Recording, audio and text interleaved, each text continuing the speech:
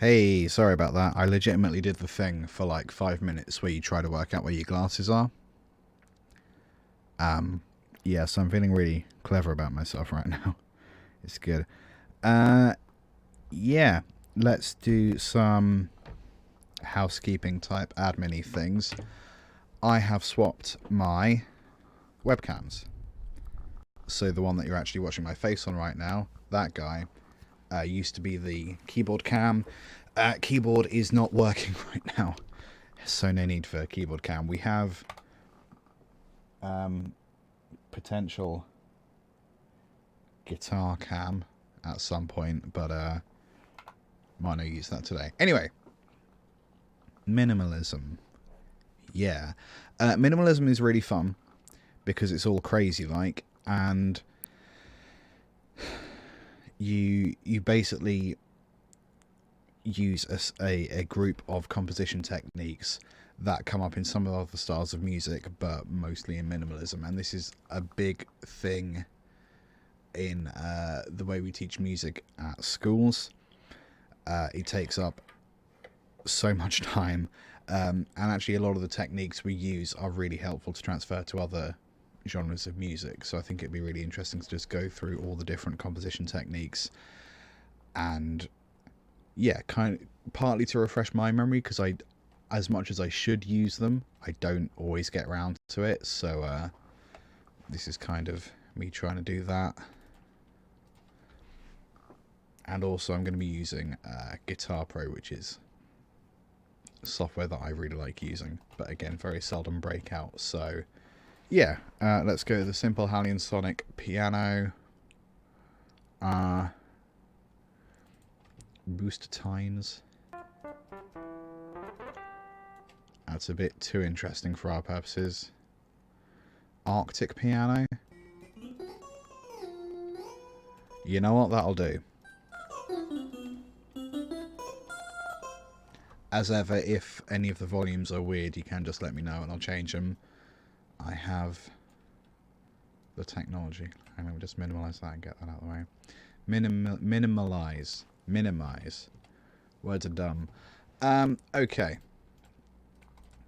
So,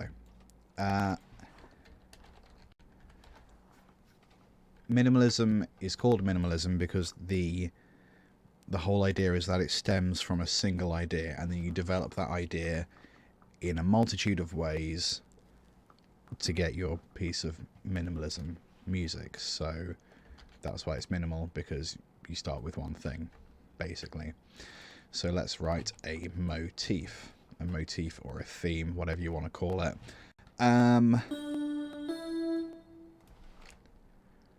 Let's go in E, because I know most of you are going to be guitarists. Let's go for a beat and a half.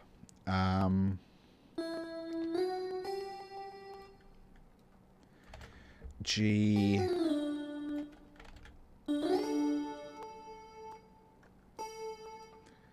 Maybe that. That works. So that is our one bar motif, E, G, D, A. I'm going to put that into Guitar Pro now, so I don't forget it. Is there a better way to do this? Because normally I have two screens, but you guys can't see both my screens. Ooh. Here we go. Right, fantastic. So, what's a good E? Why is this not working? Oh, it crashed. That was good. It's fine. It's back now. 2. So that needs to be dotted, crotchet, and then quaver. Where's the best G? Open G. D is probably going to be that one, and A. We're going with that one. Ooh, what have I done that? Oh yeah, that's not a. My bad. Fantastic. Right, so the reason. Oh yeah, I guess let's save it.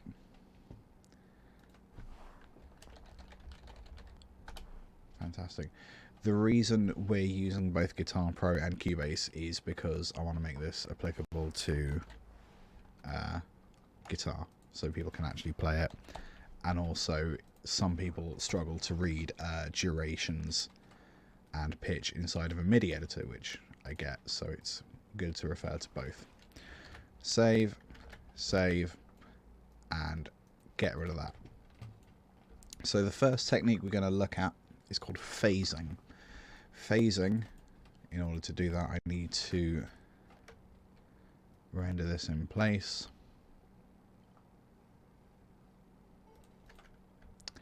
Actually, that was the wrong way to do that. Ignore me. I'm going to have that many of them. I'm going to render those in place. Render in place. I remember when they brought this setting out, and it was... I remember when they brought this option out, and it was the most helpful thing in the world. Bryce the Dev, I'm here. Yes, you are. Nice to see you, Bryce. Oh, god damn it. Why is it done like that? Okay, let's just sit here and let it be weird. I was about to sing the praises of render in place. Can't speak. I was about to sing the praises of render in place, but actually it seems a bit awkward. But whatever, we'll go with that. Right, okay. So, can we just glue them together? Sort of. Right, I'm gonna waste all of your time. And I'm going to copy that. I'm going to glue these together so it's one thing. And now I'm going to render it in place. So we're just going to sit here while I talk. Phasing is... Oh, it did that really quickly. What the hell? I was going to have this whole spiel. Oh, but it didn't have the tail. Right. This is going really well. It's all going fantastically to plan. Phasing you might recognize as being a effect from guitar. You can get phaser stomp boxes, which are one of the most fun effects. Eddie Van Halen overused it a whole lot, but it doesn't mean you can't use it. And it's kind of related to the guitar effect. The whole kind of swishy effect that you get from phasers, flanges and chorus pedals is basically a result of time displacement. So it's kind of slowing down one of the versions that are playing or speeding up the other one, and then it's the combination that feels weird to hear. So we have this motif. We are going to duplicate the tracks. So currently we have this.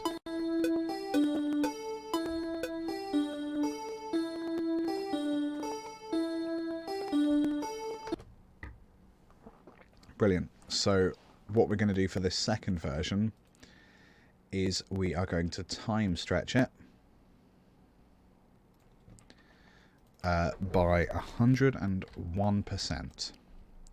So it's ever so slightly slower, and you can see it's this much slower, so the end result is going to be less than a bar out. So the effect overall sounds like this.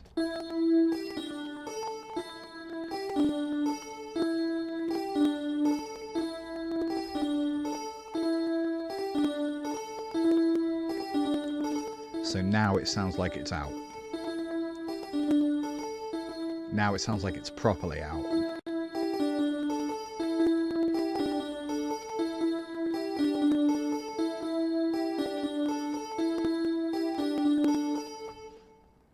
And that's all phasing is.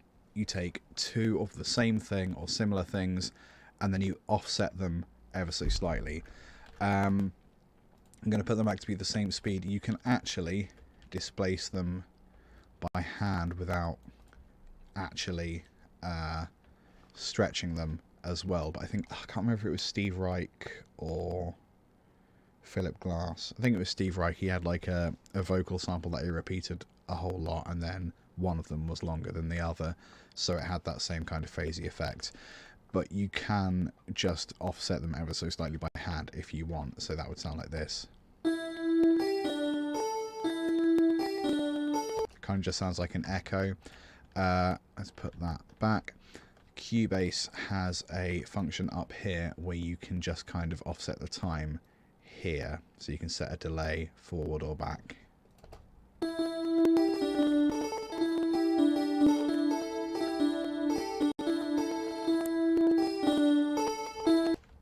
Which is quite fun.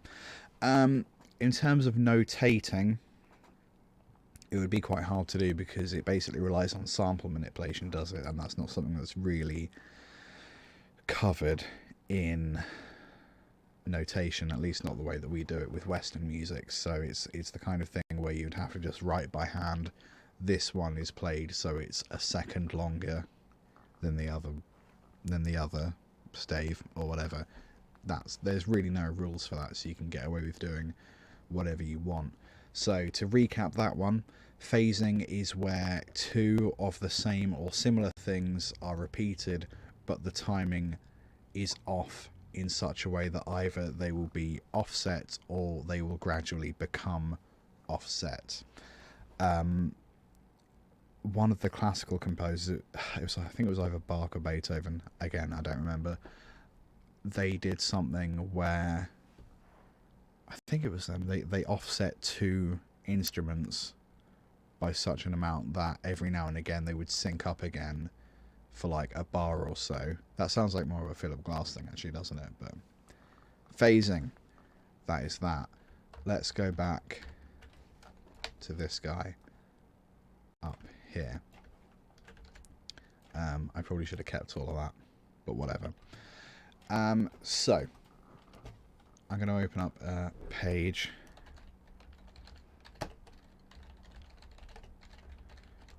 Just to double check and make sure that I don't miss any of them. I'm just going to find, there's like a GCSE music, BBC Bite Size, here we go. It's a good website. As I say, this is a subject that comes up all the time in music, pre and GCSE. Oh,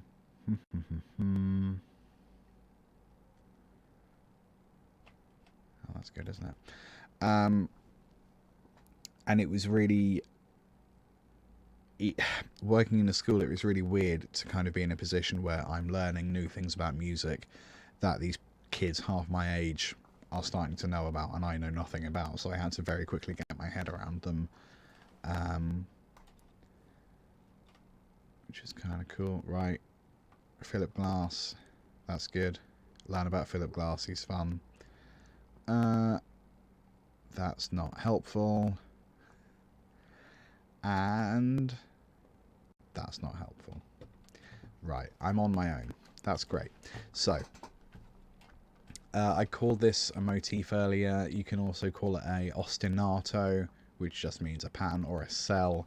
Any of those words work well. So the first version that we are going to screw with, this is called a diminution. Fun word to say. The idea with diminution is that everything becomes smaller and therefore is faster. So if this is our original motif, which you're probably getting a bit sick of, we are going to half these durations and then bunch them together. So this is 6, so it needs to be 3. This is 2. I'm looking at these divisions up here, so it needs to be 1. This is a whole beat, so it needs to be half. This is a whole beat, so it needs to be a half.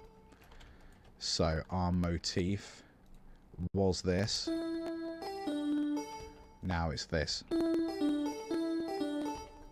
we can do the same thing again. That is 3, so it needs to be 1.5. That's 1, so it needs to be, that's 2, so it needs to be 1. That's 4, so it needs to be 2. That's 4, so it needs to be 2. Here's another diminution.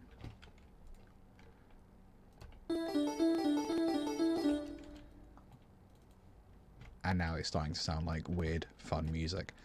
Let's change it to 64 subdivisions. So it was 6, now it's 3. It was 2, now it's 1. It's 4, now it's 2. 4, now it's 2. And then we're gonna... There we go. And that's probably enough to get the point. So let's start at the beginning.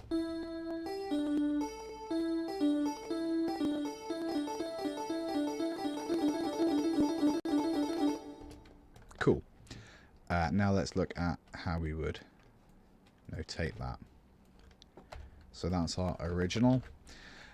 So rather than being a dotted one of them, it's going to be a dotted one of them. That was easy. That's going to become that. That's going to become that. That's going to become that. Music theory is easy. It's actually easier on here than it is anywhere else. I've done that wrong, haven't I? Or have I? No. That is right. Yeah.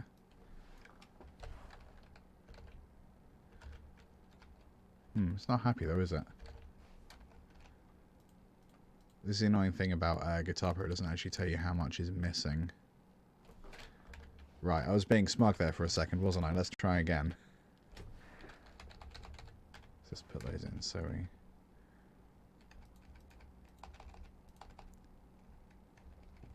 Right. Zoom out as well. It's nice that you're all here to watch me screw stuff up. It's really helpful. Yeah, so half a dotted one of them becomes a dotted one of them. One of them becomes one of them. That becomes that. That becomes that.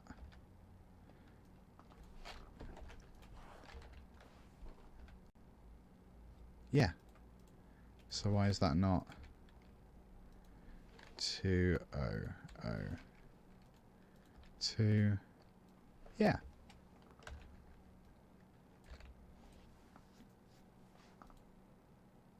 Oh. I was being thick. I was treating this as if it was a quaver, which it's not. Okay, so that's fine. So we've got that. I'm just going to copy. Actually, I needed to copy one, didn't I? So then that just goes down a division. That goes down a division. That goes down a division. That goes down a division. And we should be able to get 4 of them. 2, 3, 4. Fantastic. How many iterations did we do? 4 iterations. 1, 2, 3, 4. Let's copy one. Shove it down here. It goes from a dotted semiquaver to a dotted demi-semiquaver. Demi-semiquaver becomes hemi-demi-semiquaver. Semiquaver, demi-semiquaver, hemi-semi-demi-quaver. Semiquaver becomes demi-semiquaver. And again. My brain hurts. And this is where it starts to look a bit scary, but actually we know it's just a really fast version of this. So let's listen again. I pressed the wrong button. Let's listen again. That's wrong. This is going really well. Talk amongst yourselves.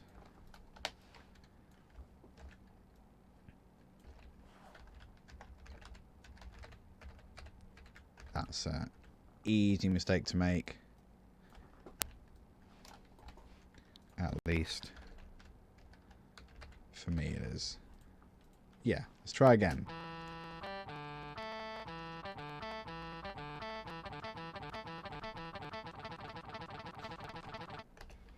Cool. So it's gone from something able to be quite easy to play to something that let's not even consider playing that. Fantastic. So that's Diminution. Shall I write that somewhere? No, let's not bother. Cool. I'm just going to leave that up there because I'm probably going to edit this together to be a another kind of video. Might use this to make it into a shorter YouTube series, so I just want to make sure that these actually stay on screen for enough time to actually remember where they are. So that was Diminution. Diminution. That's worth a Google, isn't it? Going by my track record. Yep, got it right. I'm a genius. So, duplicate. What's the opposite of diminution? Augmentation. Augmentation is where you take something and make it longer. Obviously, so in this version, we're going to Let's just shove these all over here for the moment. So this was 1.5, so now it's going to be 3 beats. This was half a beat, so now it's going to be 1 beat. This was 1, so now it's going to be 2. This was 1, so now it's going to be 2. Cool, so it went from this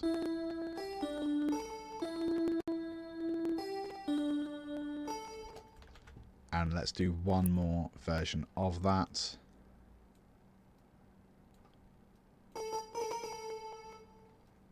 So that becomes a whole bar.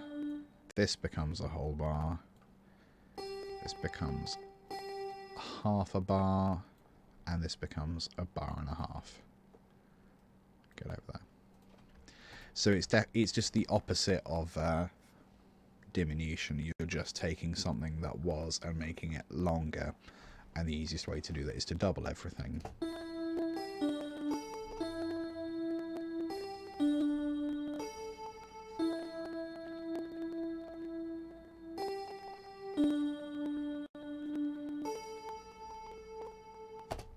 Fantastic. If it's me, which in this case it is, I'm always inclined to put the things that get slower down an octave or two, and the things that go faster up an octave. It just feels right. So then we could combine these guys. So they're playing, they're not playing in unison, they're playing 2 octaves apart. And let's take this last one and duplicate that. And then actually these guys we could duplicate. So we're going to start the same speed, 2 octaves apart, and then the upper one's going to be 2 octaves apart, half the speed. This one's going to be double the speed. You can see, you can work it out, you're smart people.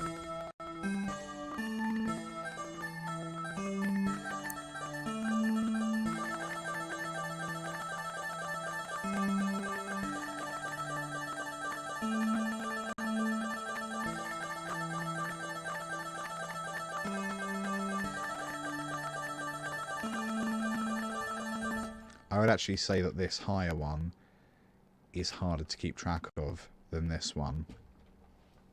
So what we could do, if we divide this up, is we could do a reversal of that tempo. So it speeds up, it slows down, it speeds up, it slows down.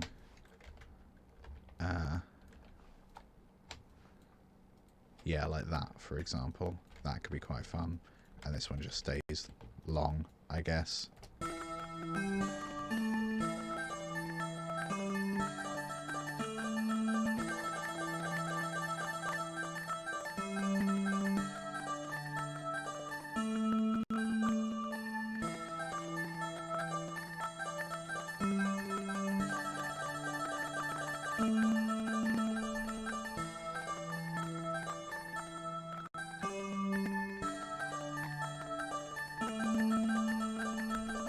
And the cool thing about that is that they're grouped differently. So this one is a 3 bar. Well, it starts 1 bar, then it's 2 bar, and then it's 4 bar. So obviously they start off the same, but because we're using different divisions, they're gonna not repeat at the same point. So where do we get back to? It starts with the really fast one at the start. You've got 3 repeats before it goes back to the beginning. And obviously 3 is a weird number in music. We like things to be 4s or 2s or 1s, but 3s, in terms of sections repeating, is a bit weird. Cool. So diminution and augmentation are opposites. Fantastic. Another thing we could do if we really wanted to, I spoke about offsets, well, phasing earlier. We could just start with them offset a little bit. So how about this?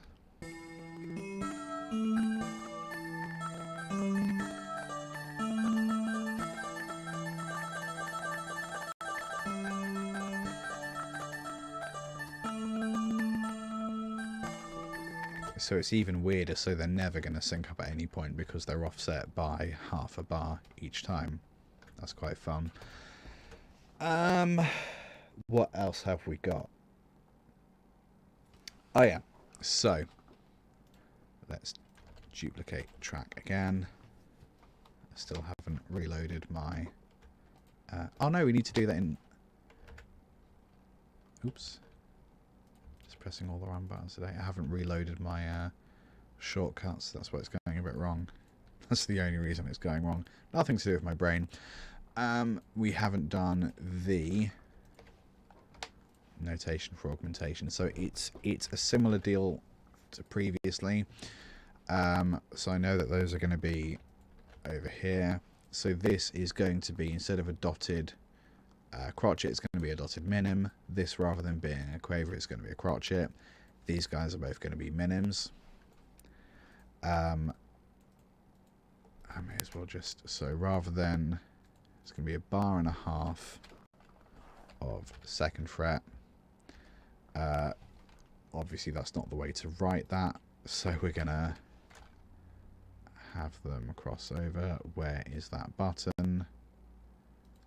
Yeah, there it is. And then a minim of open G, then a bar of open D, and a bar of second fret G, I hope. So now we have this. This is the augmented version. I'm just going to zoom out.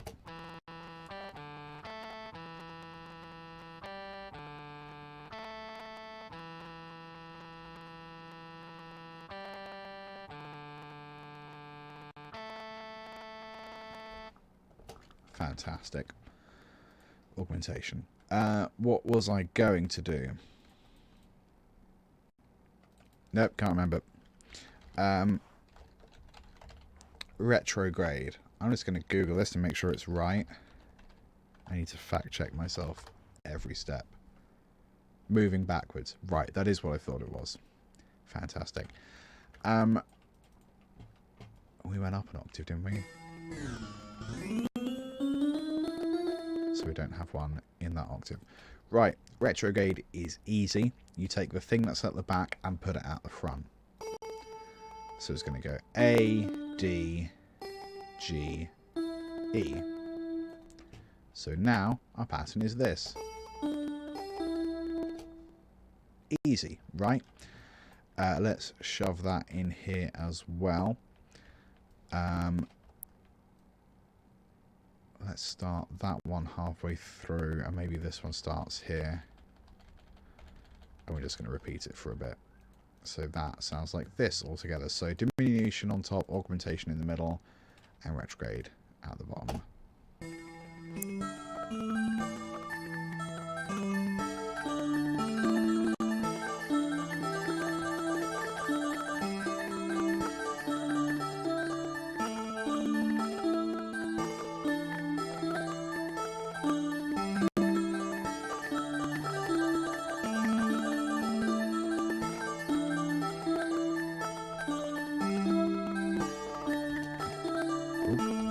Thought I stopped it there, but I hadn't. And the interesting thing is, now that we've got that retrograde pattern in there, it feels like that's something you can really latch on to, because this is going on too long to really be noticed as a pattern, nearly. And this is just craziness that we can't really keep track of. So we sort of latch onto this retrograde pattern, and then we occasionally notice weird stuff happening the octave higher. Bryce the dev, lol, I forgot I had Minecraft open in the background and the music got really loud, and I was like, man, this sounds really familiar, thinking it was you. Yeah, interestingly, I booted up Minecraft for the first time in like actual years the other day, and the music they use in that is kind of minimally feeling.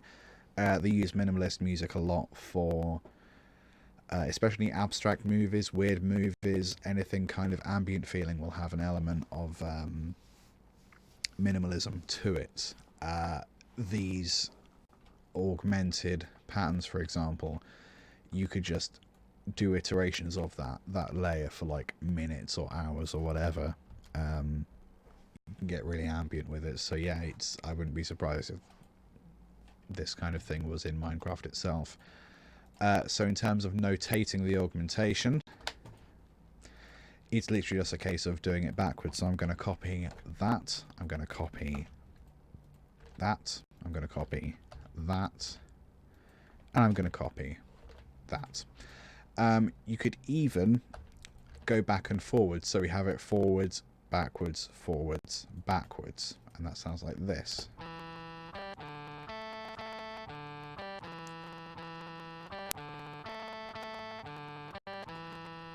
Which is quite nice. In fact, I'm going to put that here.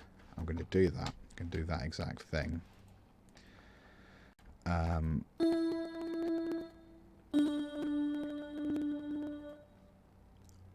that's off. That's good. So now we have like a twice as long motif. How does that sound?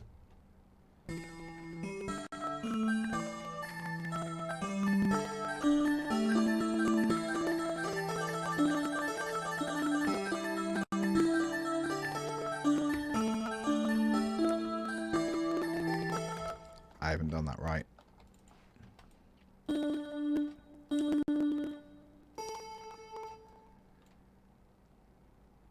Yeah, there it is. That hurt my brain for a second. Let's try that again.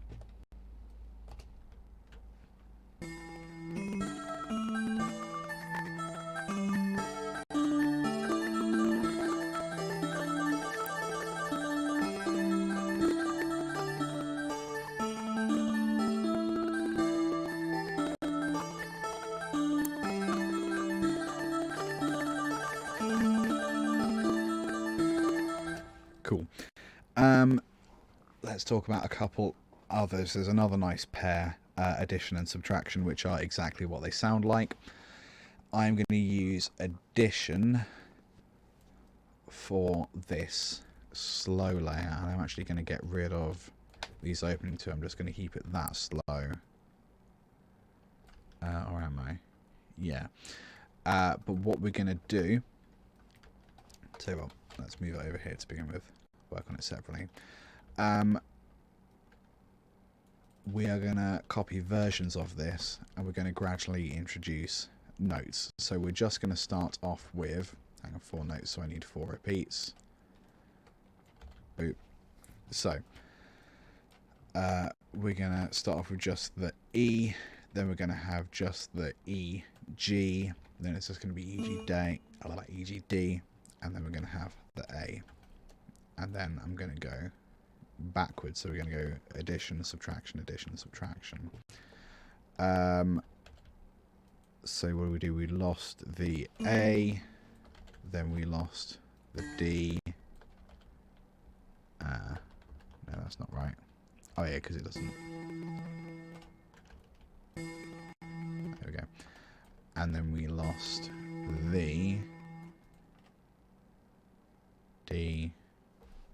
Yeah. And then it was the... Yeah, so we should have... Right on that right. So that's 1. And I'm going to look at it in blocks instead, because it's a bit easier. Makes more sense with the way my brain works, which is not well. So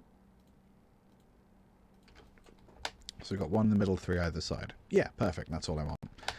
So then we're just going to duplicate that a whole bunch. No, we're not, because I got distracted. I'm actually going to fill out these sections so the notes are held for a bit longer, so they don't just end. But I'm just kind of eyeballing it. I'm not worried about it being precise.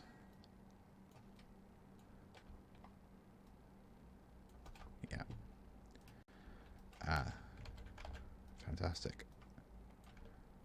And that's quite a long phrase. So let's have a listen to that by itself. So obviously we've got 4 bars of just E, then we've got a bar and a half of E with a couple bars of G.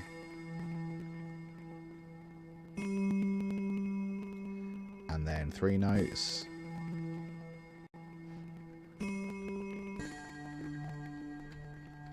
And that's the kind of thing that in my mind you could have as the bass. So I'm going to put that all the way down an additional octave. Also, I'm just going to move it over there because I don't like having things at the very start for some reason, because I'm weird, I guess. Cool. So we talked about, oh, that's addition and subtraction there.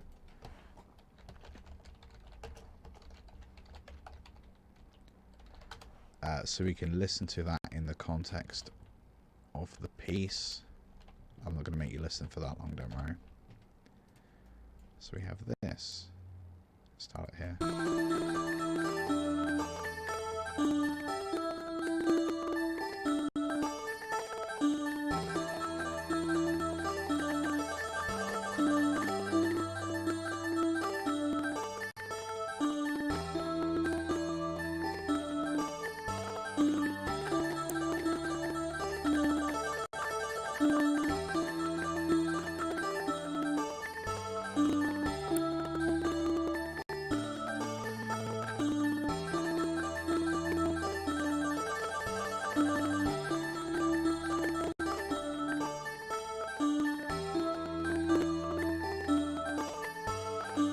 Cool, I think you get the idea.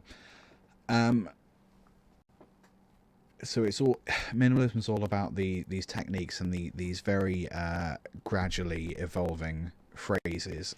So we used addition and subtraction to have a phrase that starts with really very little and then evolves into this 4-note phrase and then devolves through subtraction and then it builds up again. Fantastic.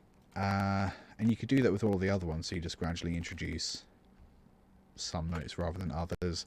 If you want to do something more like a music producer would do, you could just fade it in, I guess. Do I want to show you how to do that on...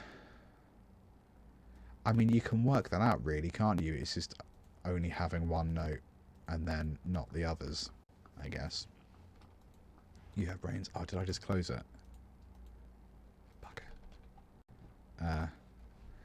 Best open that before I forget. There it is. Right, what else have we got? We talked about retrograde. We haven't talked about inversion yet, because inversion is the tricky one. Inversion, just pressing all the wrong buttons. Inversion is where you flip the pitches. And I've had people tell me that you do it chromatically, and I've had people tell me that you do it only ever according to what the scale says. So let's try both. So what this involves is a little bit of music theory. So I'm going to open up a Notepad because it's high tech over here. In E minor, which is what we're in, we have E, F sharp, G, A, B, C, D. That's not right. It's E, F sharp, G, A, B, C, D. Is that right? Root 2, minor third, fourth, fifth, minor sixth, ooh, minor seven.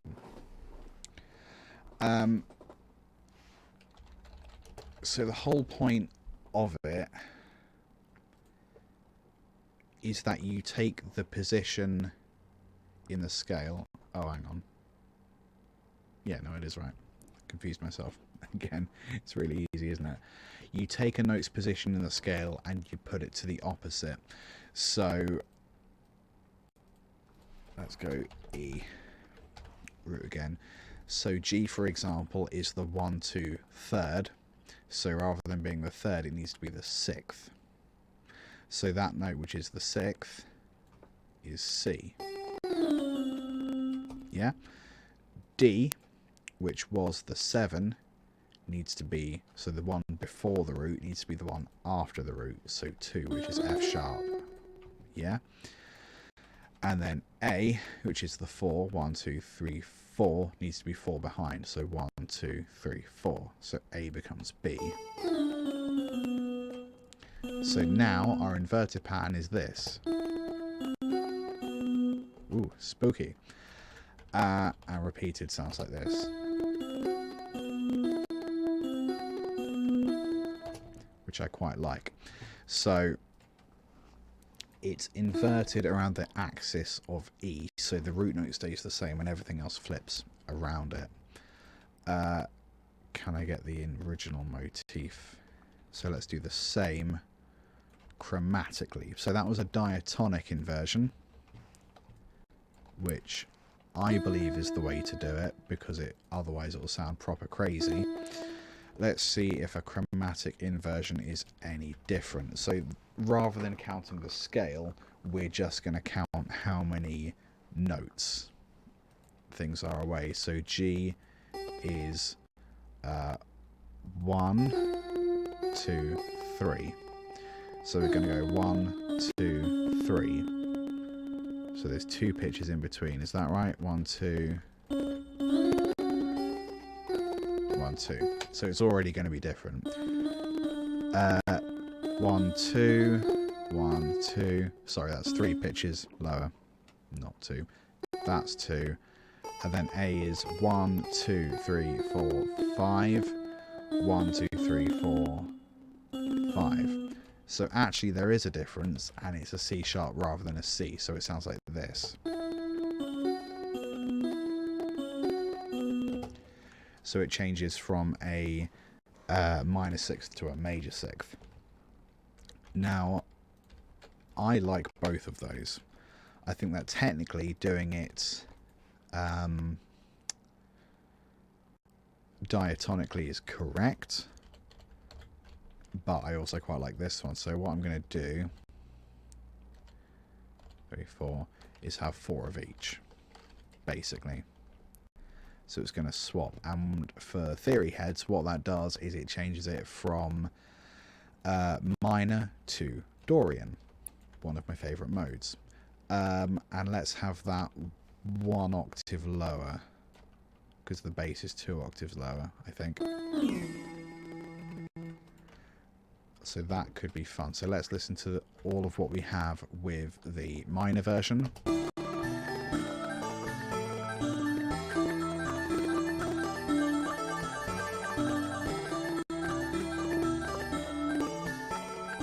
Certainly sounds more solemn, doesn't it? And then the Dorian version.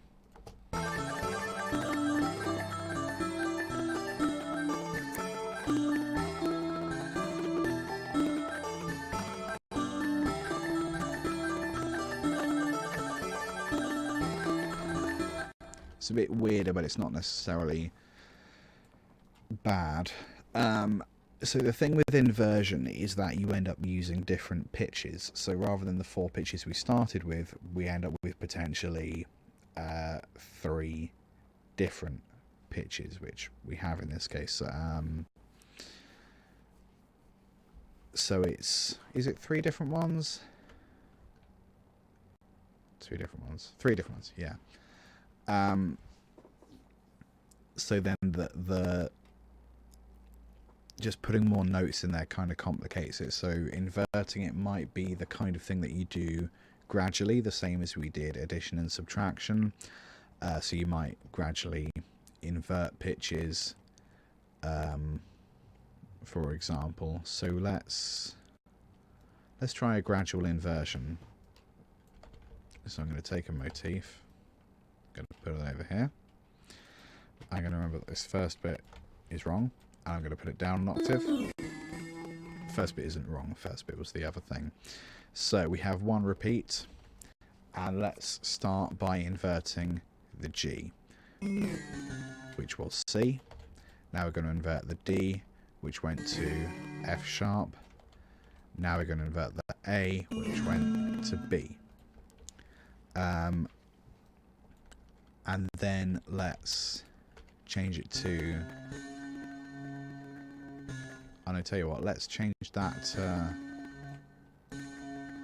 We're going to invert chromatically and reverse it diatonically, because I like having music theory related headaches, apparently.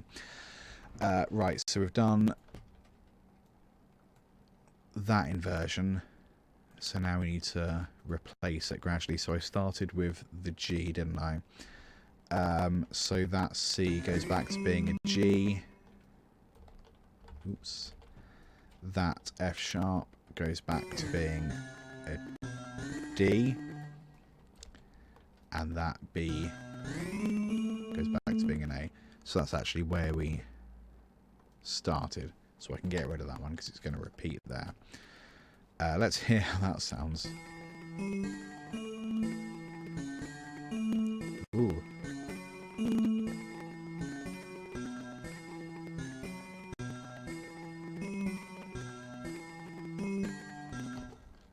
That's pretty cool. I like it. So we're going to call that Inversion Gradual. And we're going to put the other in the bin.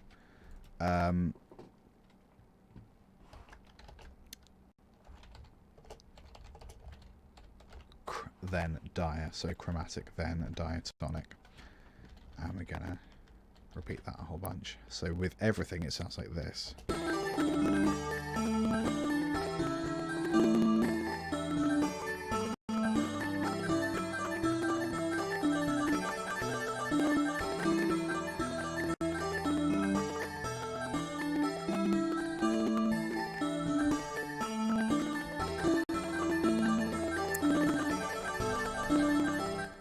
I like that a lot because it doesn't...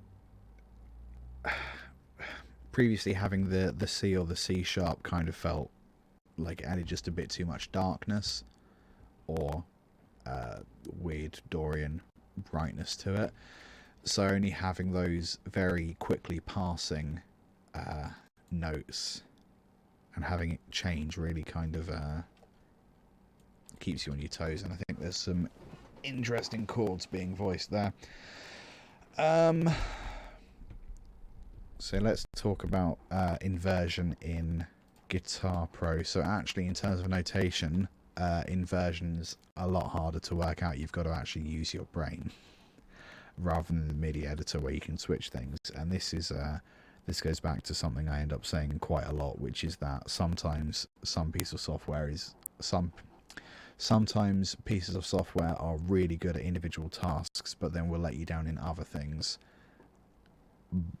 And other pieces of software will be great at the thing that the other software is kind of crappy at. So I tend to use different software or different methods for working out different things because it's just easier long term rather than struggling to do something that a piece of software wasn't made for. So, did we do inversion? Yeah, we did retrograde. We haven't done inversion. So the way to do it is literally write it out like this, work out what pitches you need, and then work out where those pitches are played and whether they need to be above or below the original one. So it was E, G, D, B, E, D, G, and go check it. EGDA, EGDA, and then it was, oh, I can't remember, E, C, F sharp, B.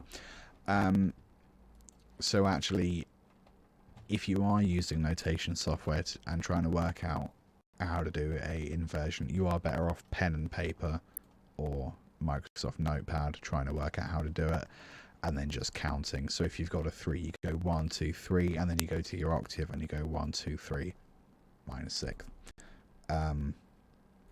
Yeah, so I'm not going to bother to show you it with the notation because I think pen and paper is the way to do that basically. So I think those are all the techniques really. I want to see if I can add phasing to this piece. And I also want to think about how we're actually going to make it gel and sound nice. Because right now we have this, it's a bit of a mess.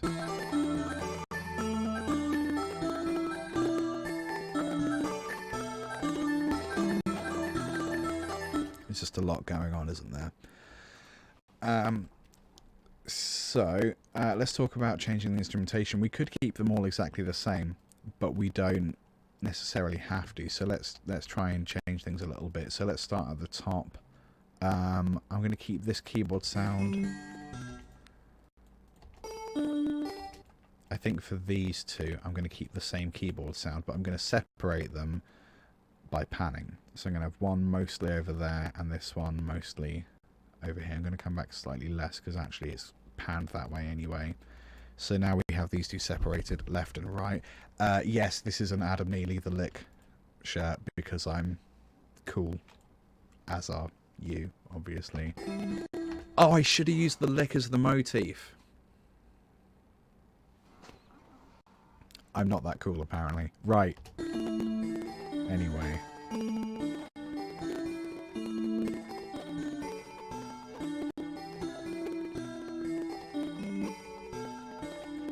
That's quite nice. I like that.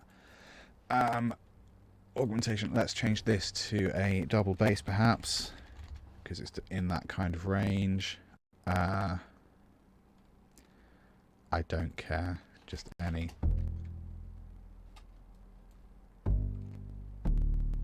Ooh. Is that out of tune? That feels out of tune. That's good.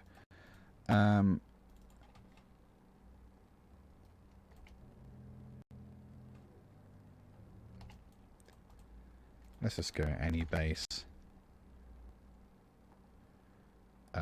Yeah, let's go. What's a bass whip? That's not what I want. I just want a bass guitar. Just bass guitar. Oh my god. Why can't you find me a bass guitar? Fretless bass. Right. God damn it.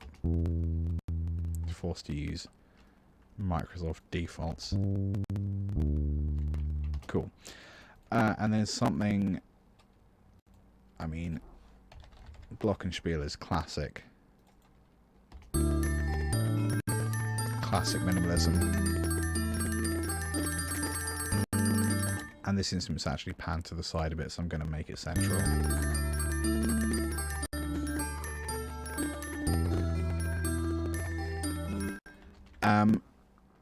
So this basically relies on, in terms of like the spatial nature of this, it basically relies on simple production ideas. So you have your chords and your sort of middle range stuff either side. You have your basses in the center, and then you have your melody, which I guess is this top bit in the center also. So I'm going to... How do we want to start this? I don't really want to start it with the bass. I think that could be fun if it comes in like in a bit. Let's have these guys fade in quite gradually. Likewise for this one. I'm just going to eyeball it about this length. Come back. And then do that to just soften the curve. So the first thing we're going to hear is the motif, and then it's going to be faster, and then faster, and then slower and slower.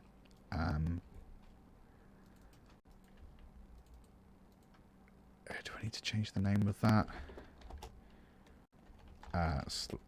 Faster, then slower. There we go. So now we have this. Let's listen until all the instruments come in together. Until the bass comes in, rather.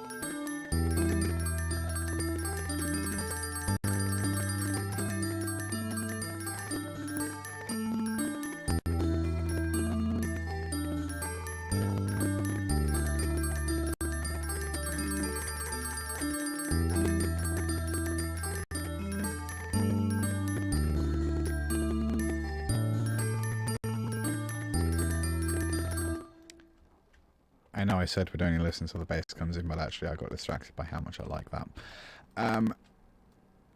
Let's, as a quick example of what we would do, talk about how we end it as well. Because this... Well, okay, so actually you wouldn't... Ideally, the thing that you have at the start would be completely different to what you have at the end, so everything would evolve in some way. Just trying to think if we want to try doing that.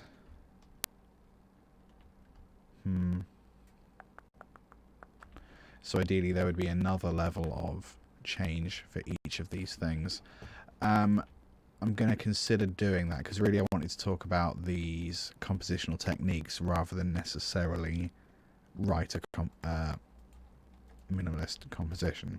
So I want to talk about percussion, because you can totally use a motif to make percussion in minimalism, and this is one of the examples of how. And actually this whole idea of these layers could actually be used for that. So let me load up a percussion kit. Something like, I don't know, just literally any drum kit will do. Percussion, that'll do. There's plenty in there. Fantastic. So let's start with, let's move this off to the side. Let's start with this pattern here. If we put all of these notes, we keep the rhythm, but we put all of the notes on a shaker or a hi-hat or something.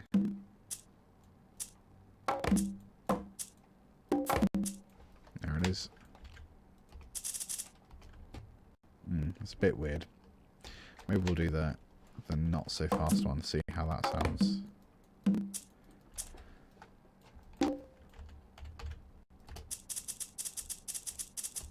That's quite nice. So we've just taken the rhythm of it and applied it to a shaker. I think you probably could have worked that out for yourself. We could try and approximate, I don't know, kick, snare, maybe.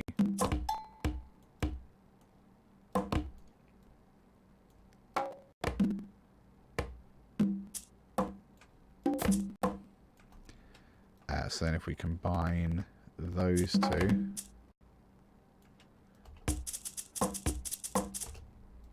cool, that works. I feel like that might be a bit too fast still. So I'm just going to put it to that slightly slower one. Oops, what have I done?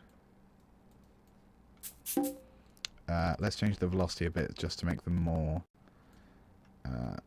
believable, I guess. Not that it massively matters. Yeah, just for fun.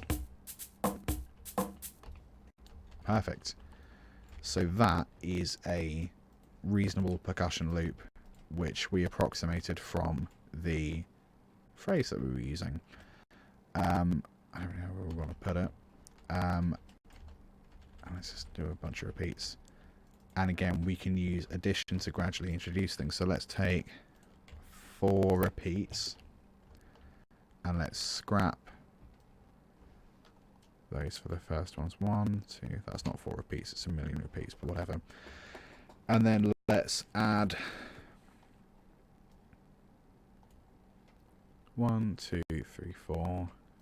Get rid of one of them. I can count because I went to school. I didn't go to school.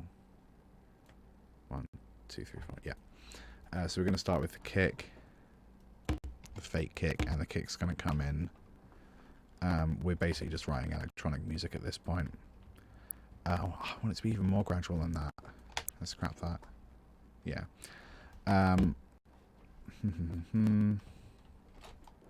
So this is going to be proper gradual. So for this one, we're just going to have kicks there.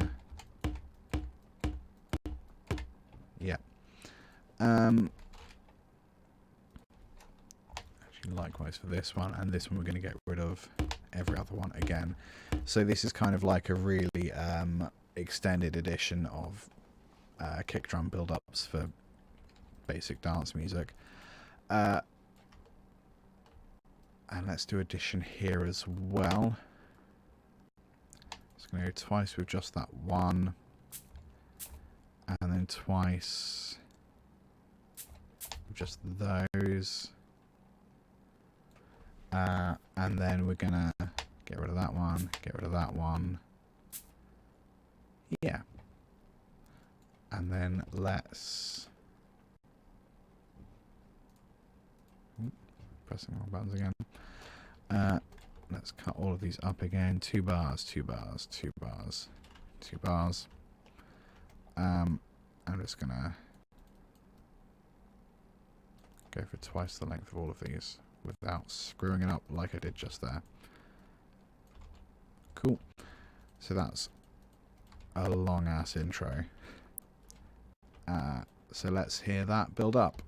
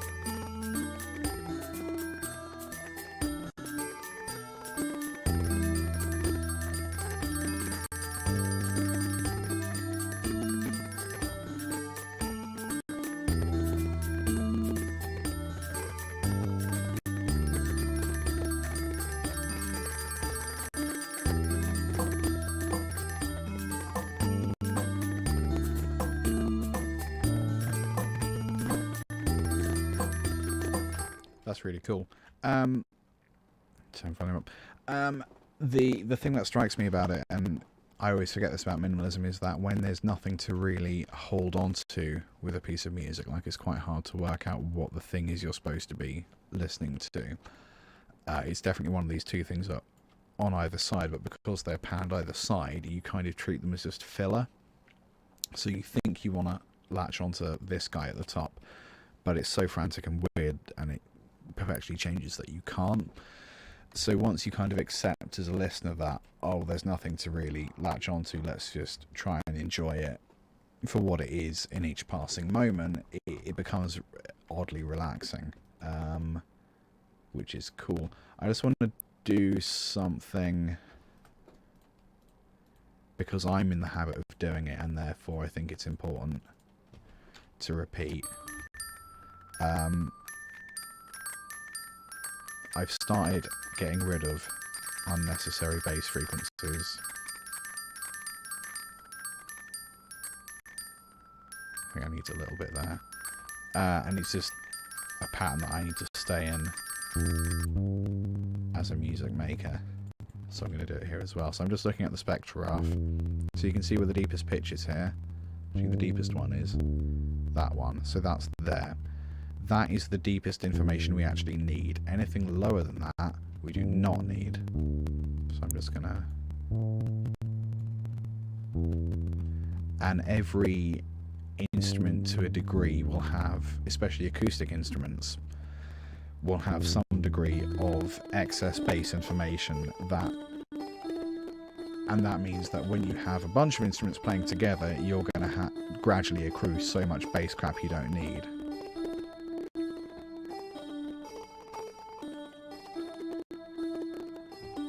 So I'm trying to just get in the habit of getting rid of it.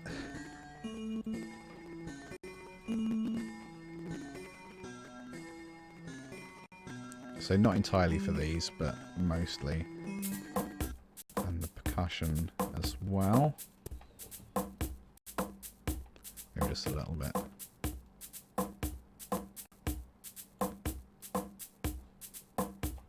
So then everything together.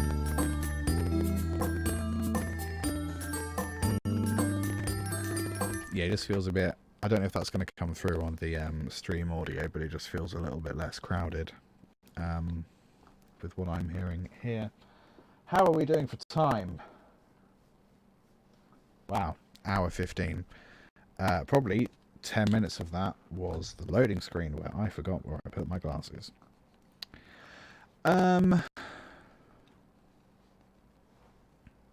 So I feel like we've covered all the techniques. And I'm angry for not using the Adam Neely lick. The jazz lick. Whatever. So let's just do a Google. Minimalist. Can't spell. Composition techniques. Let's just see if it pops up a list. As a YouTube video, but I'm going to mute the volume and then skip through it. Just to make sure I got all of them. And just straight up borrowing this off other people. Drone. Oh, okay, so he's going over lots of different stuff. So ostinato we spoke about. I've said motif. Ostinato is the same thing. A drone is where you just have a single note playing for a heck of a long time. Just one held note. That's what a drone is. You probably already knew that. Ostinato is spoken about. Layering is what we're doing. Having more than one thing. Things playing each other, under each other. Things playing under each other, or on top of each other. Augmentation, playing the melody twice as slow, then twice as slow again. We've done that. I don't see any reason why you would have to necessarily double it. You could make it... I don't know, you could set a mathematical rule about how much longer you make it each time or how much shorter you make it each time. So you could do it increasing in thirds or increasing in a quaver each time. And that could be a fun way if you have different rules of making... I guess things that don't fit structurally within the boxes that you expect music to fit in. So like bars would be weird numbers and stuff. That could be really fun. Augmentation spoken about. I can never say it. Diminution, playing it twice as fast. Yeah, this video has comic sounds. It's very good. Subtraction, taking one note away at a time. Yeah. Addition is the opposite. Oh, and metamorphosis is the idea that it changes gradually over time. So we've used addition and subtraction and inversion and retrograde to add elements of metamorphosis. Static harmony. Oh, okay. I don't really think that that's... Rhythmic displacement. Okay, right, so there's a few other things we can talk about, just so I'm covering all the GCSE stuff, just so we all know what's going on and we can pass that crucial exam. Static harmony, it talks about going between two chords but moving one note every time, so it gradually becomes that chord. I would call that voice leading, but I guess static harmony is another way of saying that. I don't really know if that's a minimalist technique. I suppose that's the idea of metamorphosis, isn't it? Having one thing slowly become another thing. So I'll go over that quickly. And I don't really need to show you this with notation, do I? I think it's pretty obvious what we're talking about. So let's... You can use a bass sound, so it's going to be a bit weird. And let's put it to 8th note so we can actually see. Fantastic. So B. Glorious. So let's go from an E minor to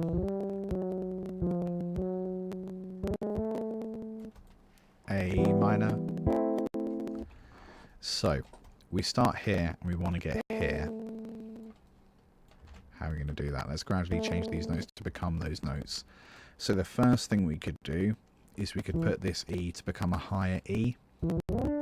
So we have a kind of inversion. That's step one. The next thing we could do is move the B up to a C. Fantastic. And then we can move the G up to an A. And there we have it. And then let's go back again. And then that, there we go. So now we have static harmony, E minor and A minor.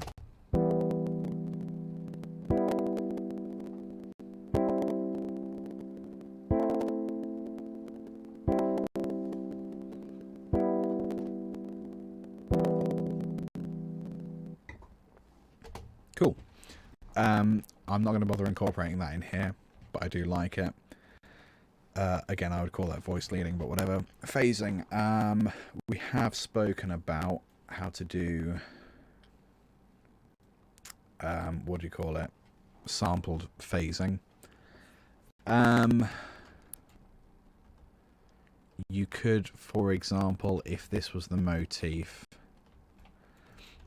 have one version that played like that, and then the rest were just shorter by a 16th. So there's no reason to necessarily half everything. You can just reduce the amount by whatever you decide.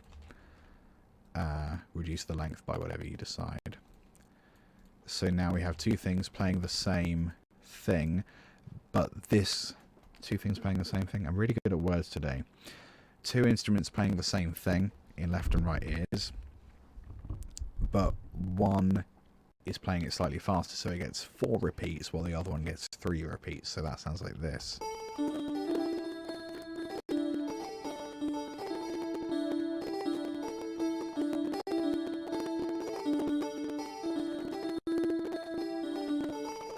And it's cool because one is not necessarily righter than the other. One is not necessarily righter.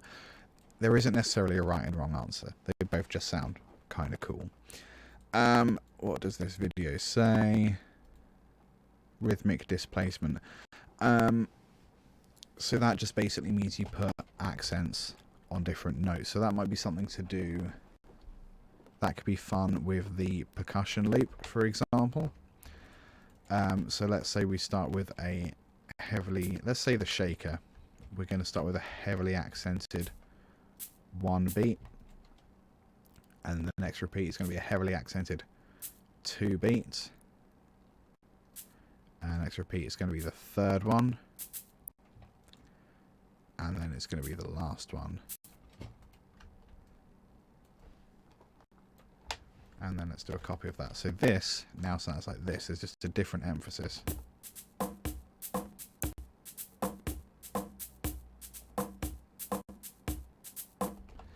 Maybe it makes more sense to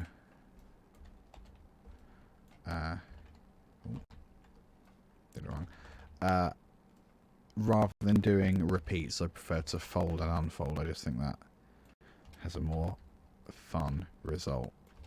So rather than just doing these 4 and then repeating, we're winding up and then we're winding down again. So now we have this.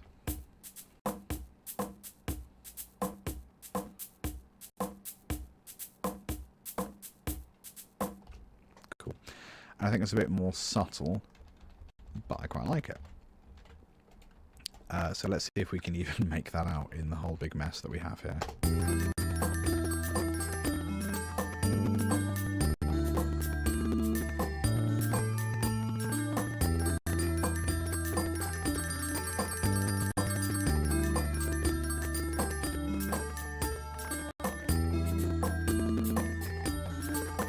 Yeah, it's kind of in there. It's a little harder to decipher, but it's just an extra layer of interest that's there.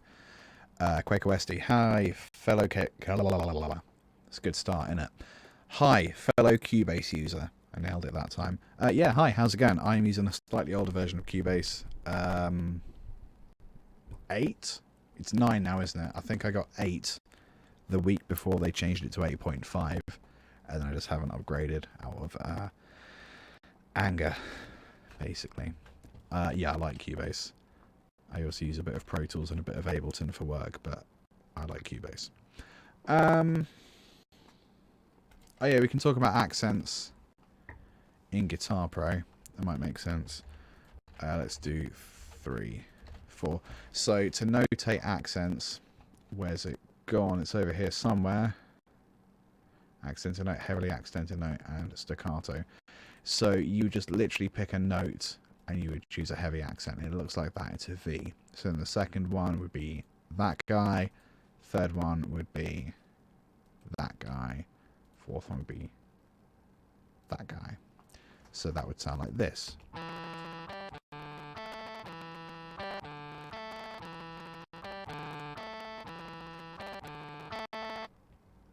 Cool. And it's kind of even harder to decipher with MIDI, but it's in there. So that was, what was that, rhythmic displacement? So yeah, just the emphasis is on different notes.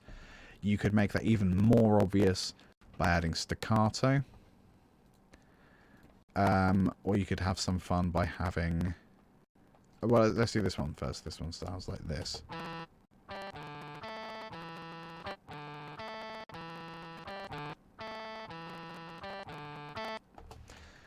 You could have even more fun with it by having one note that's accented and one note that's staccato. So we're going to have the first note, and then second, third, fourth, heavily accented, and then we're going to have the fourth note staccato, fourth, third, second, first, if that makes sense. And this would suck to try and play live.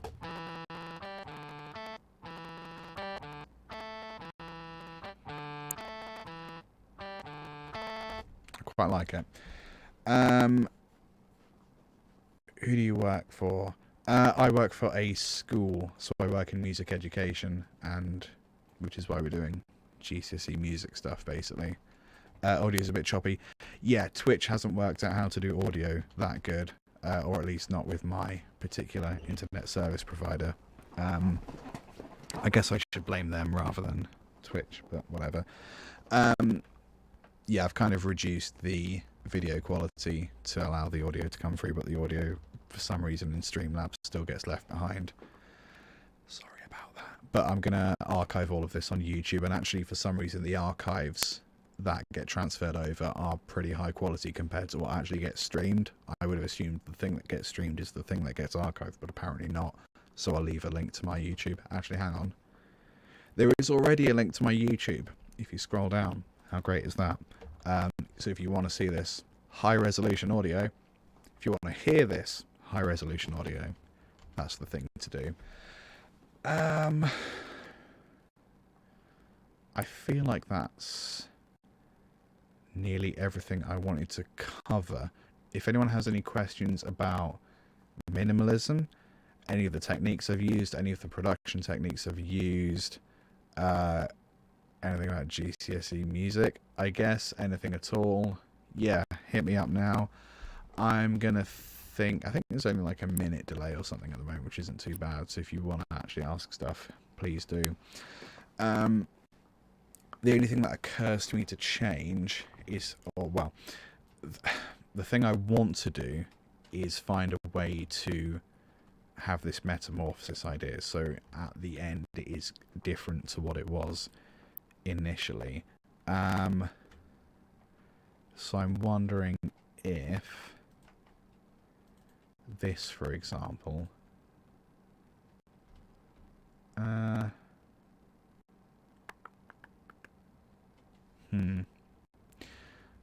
I'll say it out loud. I'm wondering if there's a way to extend these notes so they gradually become chords. So I could double the length of... Does that make sense? Or could just do stuff in pairs. So the A and the D become pairs. The G and the E become pairs? Does that make sense? I mean, it does in my mind, but I wonder if it sounds any good.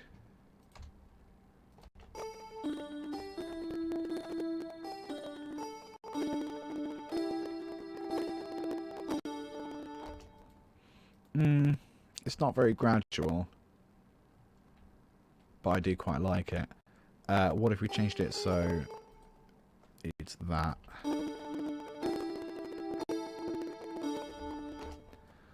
Or rather, so then that becomes E. And then that goes A. 1, 2, 3, 4, 5, 6. Yeah, that makes sense. That could work. Or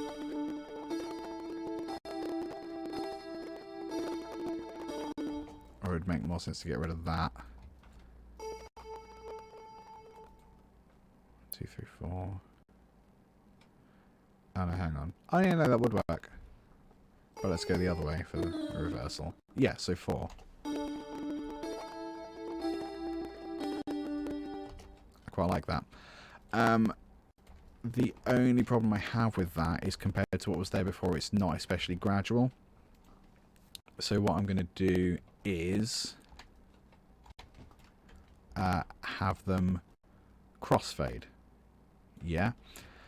Let's go somewhere like, I don't know, here. I'm just choosing points randomly. So here to here is just going to be a straight. Oh no, I did that wrong. Let's go there. Here to here is just going to be a straight fade.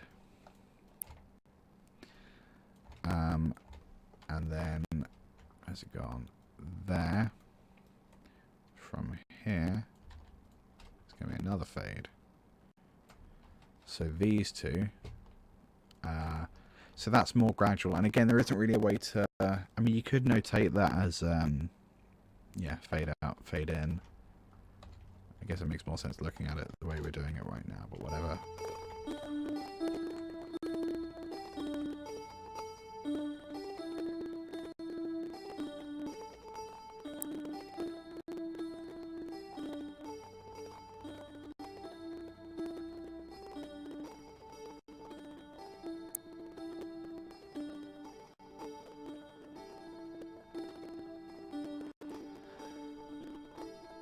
I think we need to slope it a bit.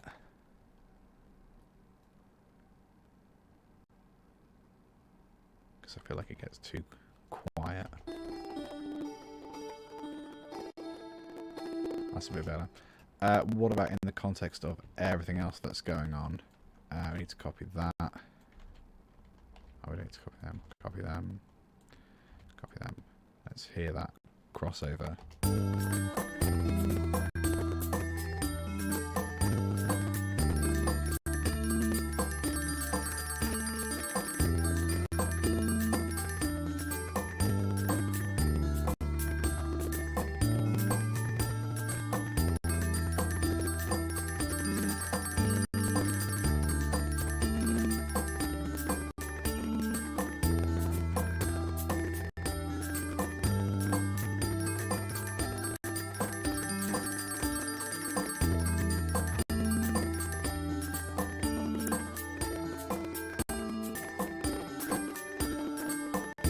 That does work. I wasn't sure it was going to, but it does. Let me change those colours. If I can work out how. There it is. Red and red, just so they're clearly grouped together. I can get rid of them and get rid of that. So we've actually managed to work in. Sorry, I didn't turn my volume up. We've actually managed to work in the, was it stepwise? I can't remember what they called it.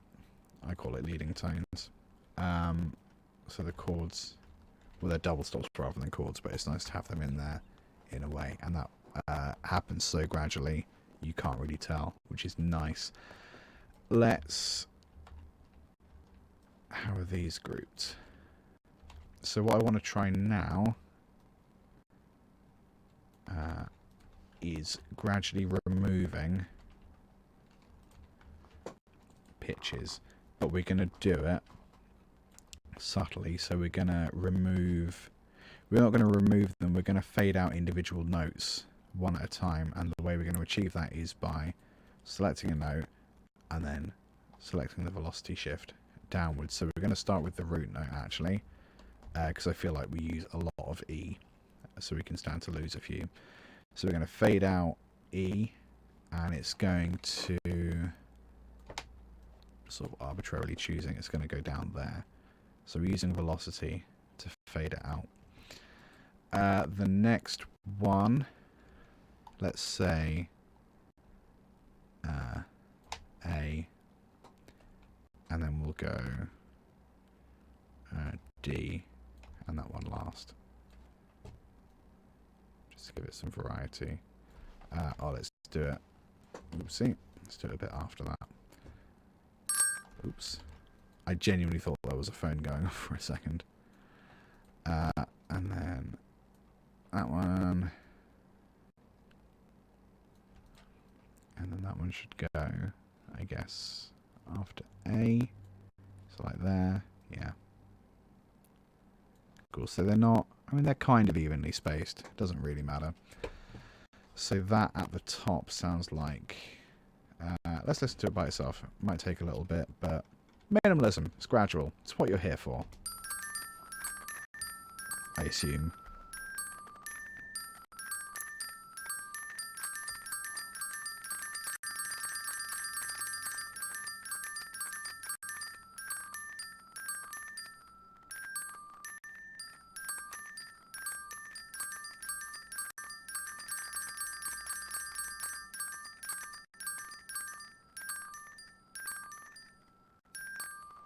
That's fun.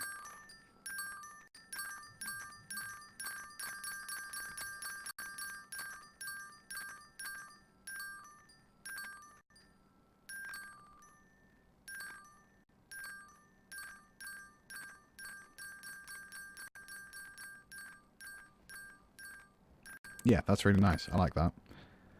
And it's sort of, again, it's tricky to notice exactly what's happening, only that notes are kind of leaving, but you don't really know why necessarily.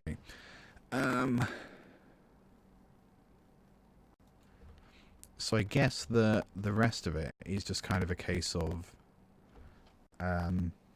gradually removing things. So with that in mind, let's use the bass. Oh yeah, so we want an E there for 2 bars? 4 bars. 1, 2, 3, 4 bars. 1, 2, 3, 4 bars. So we could do, guess we could gradually extend it by a bar each time. That makes sense. Depends how long we want that to go on for. I'll tell you, let's get rid of that and let's start doing that over here. Oops. And we want to go to about here maybe. Another bar.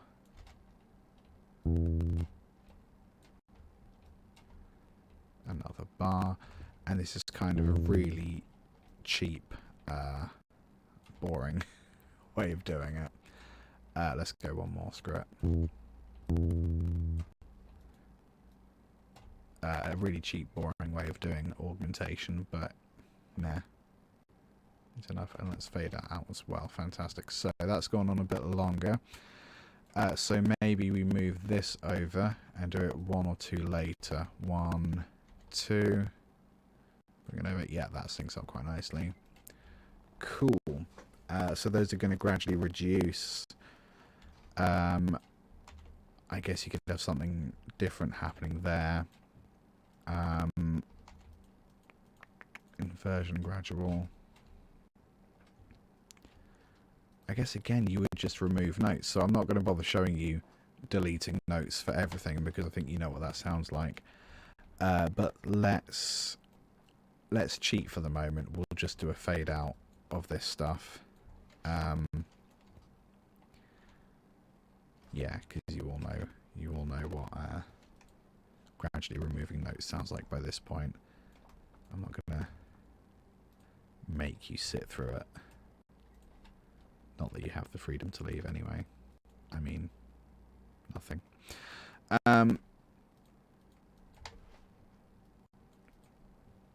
Bryce Dev, is Gucci a reference to Lil Pump? Because I hate that guy. I actually have a cover of a Gucci Gang in like a Cockney Chaz and Dev style on one of my YouTube channels. Right, let's go start to finish. 5 minutes. Well, strap in.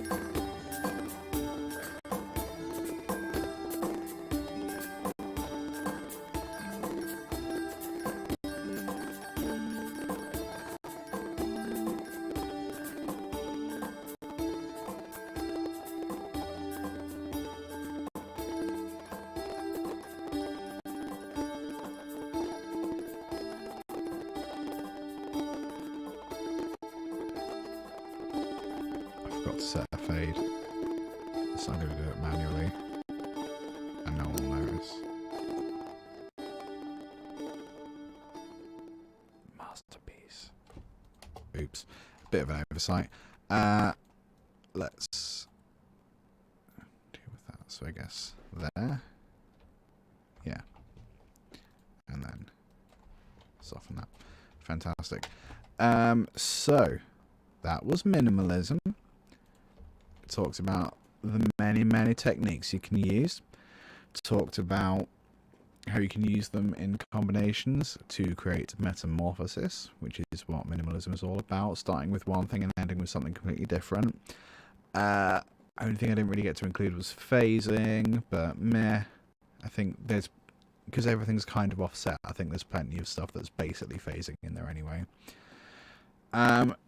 Ladies and gents, I just posted in the stream chat a link for this Friday's YouTube premiere.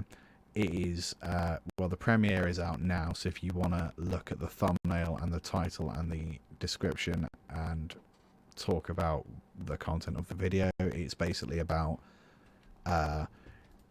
it's more about the music industry and music business and creative industries than it is specifically about guitar or composition or music theory.